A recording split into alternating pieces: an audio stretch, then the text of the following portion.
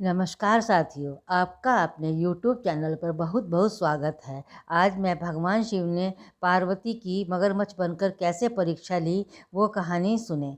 पौराणिक कथा है।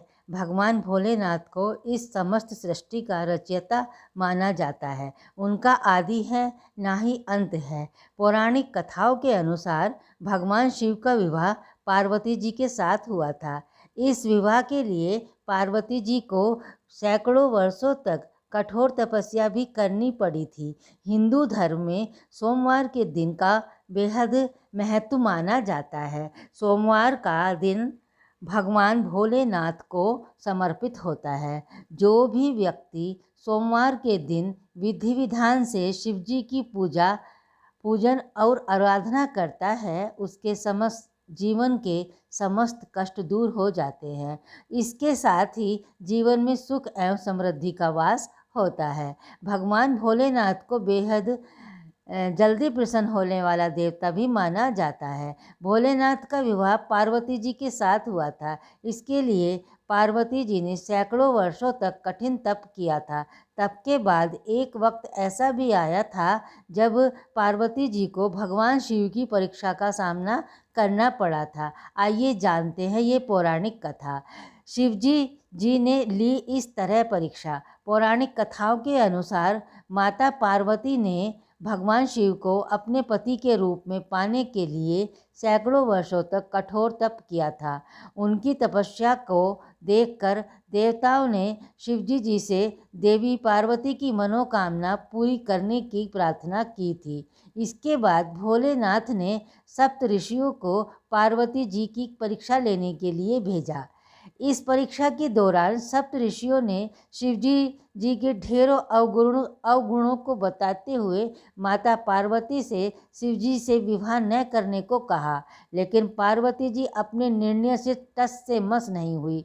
इस पर खुद भोलेनाथ ने माता पार्वती की परीक्षा लेने का निर्णय किया। माता पार्वती के तप से प्रसन्न होकर शंकर जी ने उनके सामने प्रकट हुए और उन्हें वरदान देकर अंतर्धान हो गए।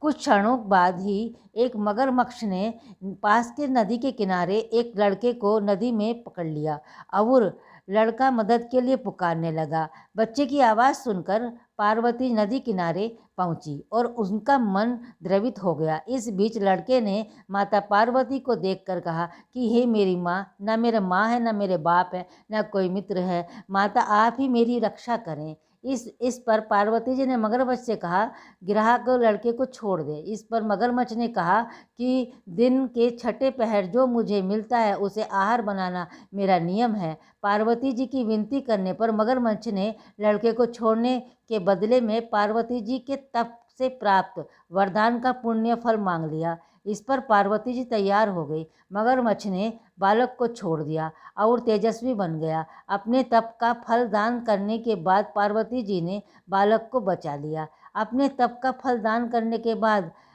एक बार फिर भोलेनाथ को प्रसन्न करने के लिए तप करने बैठ गई। इस पर भोलेनाथ दोबारा प्रकट हुए और पूछा कि तुम अब क्यों तप कर रही हो? मैंने तुम्हें पहले ही मन मांगा दान दे दिया है। इस पर पार्वती जी ने अपने तप का फल दान करने की बात कही। इस पर शिवजी जी प्रसन्न होकर बोले, मगरमच्छ और लड़के दोनों के स्वरूप में मैं ही था। मैं तुम्हारी परीक्षा ले रहा था कि तुम्हारा चित्त प्राणी मात्र में अपने सुख दुख का अनुभव करता है या नहीं। तुम्हारी परीक्षा लेने के लिए ही मैंने ये लीला रचाई थी। अनेकों रूप में दिखने वाला मैं ही एक सत्य हूँ। अनेक शरीरों में नजर आने वाला मैं निर्विकार हूँ। इस तरह पार्वती जी शिवजी जी के साथ विवाह हो गया और अपनी अर्धांगिनी बना लिया।